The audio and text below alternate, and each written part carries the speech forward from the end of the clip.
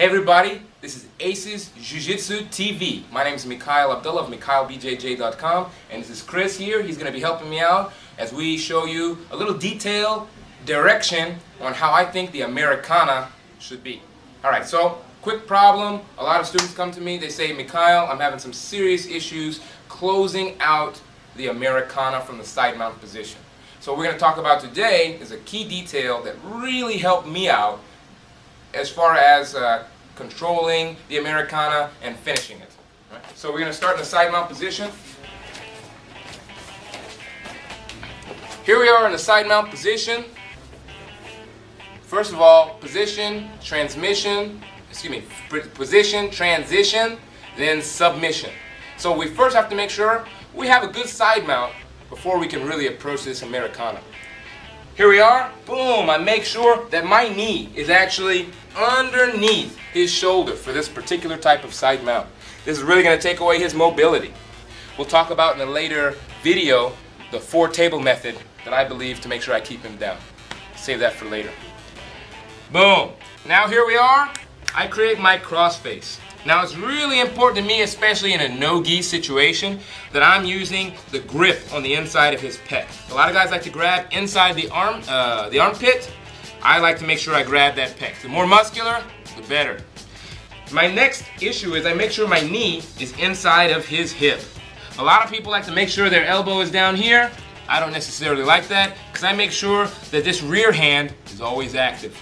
Now once I trick him into getting this arm turned in for the Americana, the arm that's underneath actually passes that arm over, and I create pressure to make sure he can't look at my hips so that I can stop him from shrimping.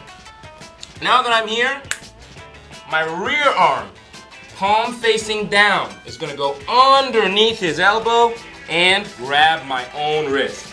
Notice, when I grab my wrist and when I grab his wrist, that my thumbs are not incorporated to the grip. We call this monkey grip. Now that I'm here, I'm not going to be able to finish this Americana with my arm underneath his head. It's not finishing. It's not going to happen. So I need to actually create pressure so that he wants to get his head out. Boom, and then I pop my arm around his head. Now that I have my arm around his head, we're going to get into the key details of finishing out this Americana. Super important, because my knee is back behind his and underneath his shoulder. It's like a vice. I bring this elbow in tight to his neck. If you actually come here, you can see between my knee and my elbow, his head is turned just a little bit. Hard to move, right, Chris? Mm-hmm.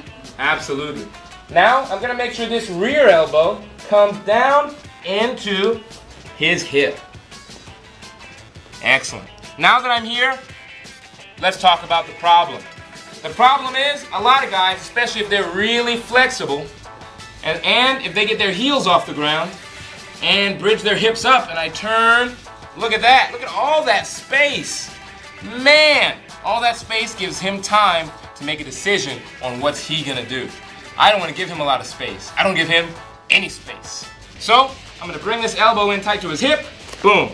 His other elbow tightened to his neck, boom. Change the angle of his spine. Now, I'm going to do what I call the motorcycle method. I'm going to turn my elbows down, and then these elbows down. Boom. We're going to finish that Americana. Okay, excellent. So now here we are again. In the side mount position. I have my knee underneath his shoulder to decrease his mobility. Now I'm going to go cross face. Underneath his head. I like to make sure my shoulder is on that jawline. We'll talk later about my don't look at me principle. Now, boom! I use that to turn his head so he can't look at me, right? So now that I'm here, my other knee is on his hip, opposite side. I'm going to trick him into getting his wrist up here close to his head. You can do that all kind of ways. Throwing punches, he tries to defend. Boom. Now I've got his wrist. He doesn't have a lot of power right here. So, palm facing down, the arm that's underneath his head grabs his wrist. Rear hand, palm facing down, grabs my own wrist. Now, since I can't finish the Americana here, I'm going to let his head go. He doesn't want to be here. Is that comfortable, Chris? Nope. Not comfortable at all. So I make it really uncomfortable. He wants to get out, so he's gonna help me. Thanks, Chris. Couldn't do it without you. So now here we are. Boom. Elbow tight into his neck. I've actually changed the contour of his spine. His neck's turned a little bit. This other elbow, whoa, it comes down here next to his hip.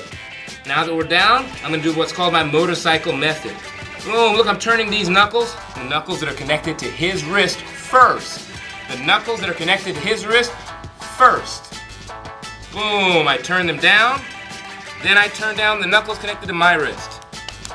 Boom. That's my Americana. There's not a bunch of movement. He can't raise his hips to try to get out. And you secured the actual tap. That's what's important. Okay? Now another quick final key detail. I see a lot of guys taking their elbows off the ground. Some of the key point to this technique is to make sure that you have him pinned. Alright? So there's no need to take your elbows off the ground. If you have a big problem with this, I've noticed a lot of my students have their elbow up here in his lat. Make sure this elbow, boom, is down to his hip. And remember, the more acute the angle, the more quick the tap. The more obtuse, or more than 90 degrees the angle, the longer it's going to take to get the tap. So what does that mean we want to do? Make sure the angle is as acute as possible. Boom. The more obtuse it is, oh, look how strong he is. Right? So guys, make sure you take these details into consideration. Keep training hard. Thank you so much for checking us out at Aces Jiu-Jitsu TV. And make sure you click below to subscribe if you want to see more videos. Thanks again.